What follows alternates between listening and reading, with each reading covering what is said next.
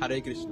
మనం గత వీడియోలో ఆత్మ గురించి, ఆత్మ ఒక దేహం నుంచి మరొక దేహానికి మరణ సమయంలో ప్రయాణిస్తూ ఉంటుందని మాట్లాడుకున్నాం. అయితే ఈ జనన మరణ చక్రం నుంచి విముక్తి పొందడం ఎలా, అంటే ఈ భౌతిక లోకంలో మళ్ళీ పుట్టకుండా ఆత్మ పరమాత్మతో ఏకమవడం ఎలా అనేది శ్రీకృష్ణ భగవానుడు భగవద్గీతలో చాలా అద్భుతంగా వివరించారు.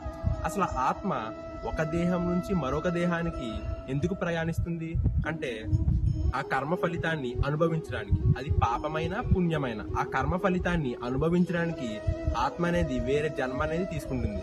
అయితే ఆ కర్మ ఫలితమే లేకపోతే అంటే శ్రీకృష్ణ భగవానుడు ఏమంటున్నారంటే, పని మాత్రమే చెయ్యి, ఆ పని నుంచి వచ్చే ఫలాన్ని మాత్రం నాకు సమర్పించు. అంటే మనం ఏ పని చేసినా సరే శ్రీకృష్ణుడిని తలుచుకుంటూ మనం చేసే పనిలో వచ్చిన ఫలాన్ని శ్రీకృష్ణునికి సమర్పించడం ద్వారా మనకి కర్మబంధం అనేది అంటుకోదు. ఎప్పుడైతే మన కర్మబంధం అనేది అంటుకోదో మనం వేరొక జన్మ తీసుకోవాల్సిన అవసరం లేదు. అలాంటప్పుడు మరణ సమయంలో మన ఆత్మ అనేది శుద్ధి అయి పరమాత్మునితో ఏకమవుతుంది.